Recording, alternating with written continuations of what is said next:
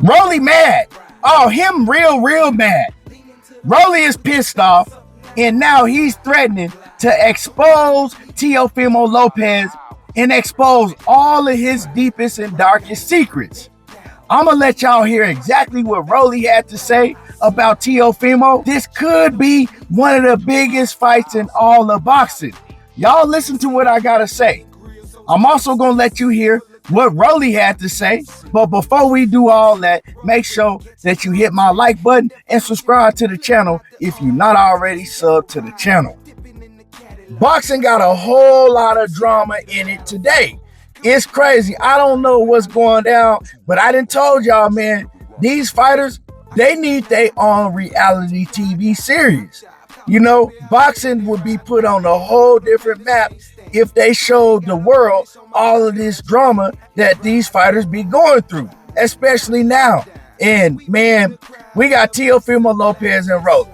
They didn't fell out. They used to be best friends. They used to be like brothers, but their relationship is done with.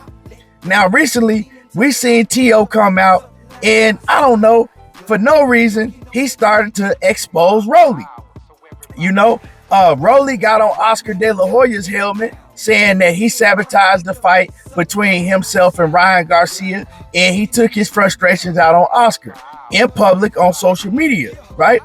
And, you know, Rollie called Oscar De La Hoya Oscar De La Fishnets and all of that. And for some reason, Teo felt like that he had to jump in the middle of it and save Oscar. So what Teo did, he said, you know what? I'm going to put Rollie back in his place where he needs to be. Don't worry about him, Oscar. I got you.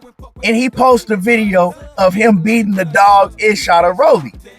Now, Rollie has a lot to say about that, and Rollie ain't like that. You know what I'm saying? He feel that he was betrayed by somebody that used to be like a brother to him. And Rollie said, hey, you barking up the wrong tree, Teo, because I know everything about you, and I will expose everything about you. Now, this is a hell of a storyline. This is a hell of a storyline. And when I say that this could be one of the biggest fights in boxing if they play their cards right, I really truly mean that. Now, of course, Rollie and Teo, they got tough fights coming up. They got big fights coming up. You got Teo, he got a fight coming up next weekend against Jermaine Ortiz. Jermaine Ortiz ain't no pushover. And Jermaine Ortiz, he could beat Teofimo if Teo don't come in with his A game.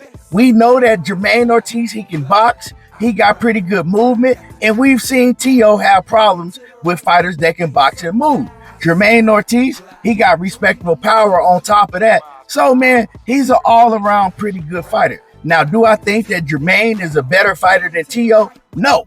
I'm picking Teo to win the fight, but I wouldn't be shocked if Teo did lose to Jermaine. And then on the other hand, we got Rollie against Pitbull Cruz.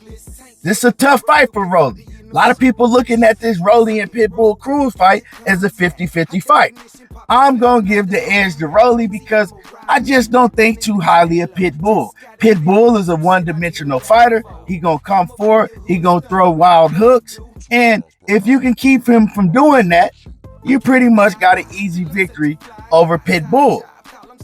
Also, you can't come in there with that reckless, wild shit with Rollie, because one thing that Rollie can do if he can't do nothing else in the ring, he can crack.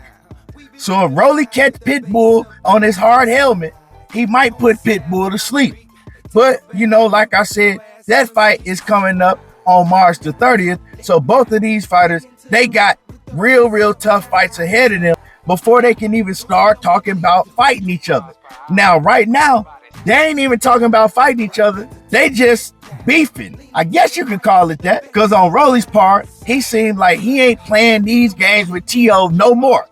And Teo think it's all a game. See, Teo is doing a lot of things right now in the media to get people interested in what he's having to say. And in return, get them interested in watching his next fight that he got coming up. So Teo, he been letting everybody have it. From Devin Haney to Gervonta Davis to Shakur Stevenson to Rollie Romero. And we could even add Terrence Crawford in that mix. So he been having something to say about everybody, but that's how he's promoting himself. Now, like I said, Rollie, he said he not playing them games with Tio. And he pretty much fed up with everything that Tio has said about him and everything that Tio has done. So this is what Rollie had to say. Because Rollie, he said, hey, I got the ace in my back pocket and I exposed your ass. This is what Rollie had to say. Make sure that y'all hit my like button and listen to this audio. October 27th, 2016. I hadn't even turned pro yet. I'm gonna just say it like this. I'm not gonna bash Tio or any of that stuff. I got that damn bull sparring, bro. Like, dude, I'm clearly not in shape. That just looks like I just wasn't in shape. And we did, what, 7 rounds prior to that? I was cracking his ass over and over again. I got so many videos of me cracking him. I got a video of me busting his nose and having him leaking out blood that he had to wear a bitch bar for a year. But I don't want to go into details about that. Teofimo, he was a brother to me. Every question you ever asked yourself about Teofimo Lopez, I know the answer to. I know everything about the kid. Bro, I've been saving the kid from killing himself a few times.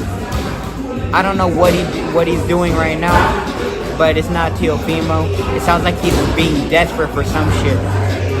And it sounds like he's broke right now.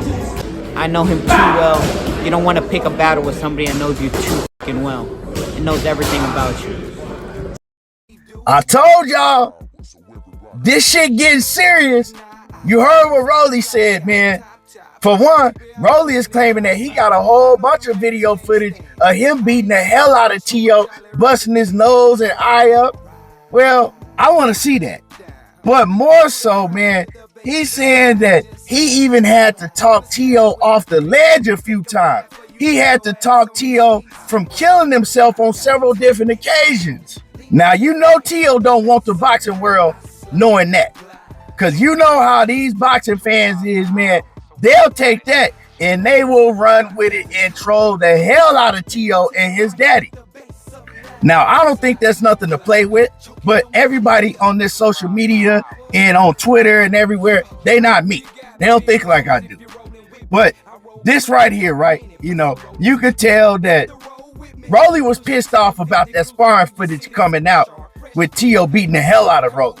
You tell that, man, Rollie wasn't joking around. He was pissed off. And usually Rollie is joking around. He's saying, you know, just crazy, outrageous stuff. It wasn't none of that this time with Rollie. And so he right there on the verge of exposing everything about Tio that he know. And he told Tio, I'm the wrong one to play with. I know everything about you. Everything that you don't want the world to know, I know. And when I was listening to this, man, I said this could actually be one of the biggest fights in boxing. If they promote this right, and both fighters, of course, they got to win their next fight. But if both of these fighters win their next fight, this is the fight that needs to happen. Just for the storyline alone. See, what these fighters nowadays don't understand is what makes a great fight before they even get in the ring is a great storyline. And we don't have great storylines like this in boxing. We don't. The best friends that turn enemies, now they airing out each other's dirty laundry and they exposing each other's deepest and darkest secrets. You already know Rollie ain't got no filter.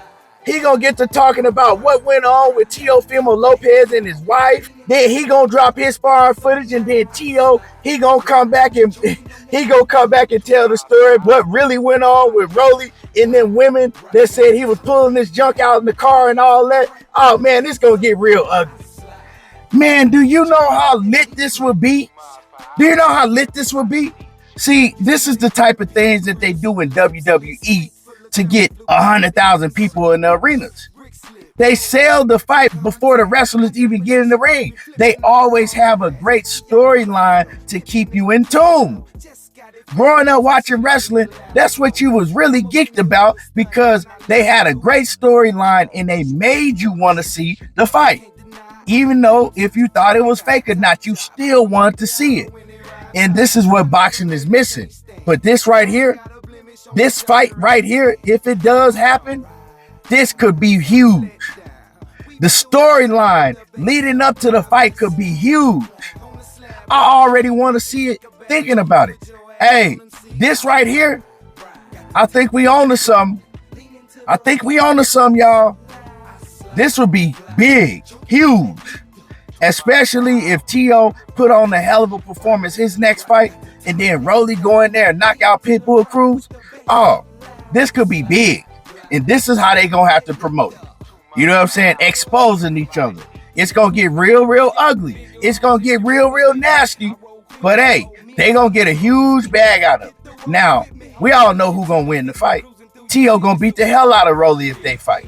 But hey, I want to see it, and I just want to see the build-up in the storyline more than anything. Y'all let me know how y'all feel.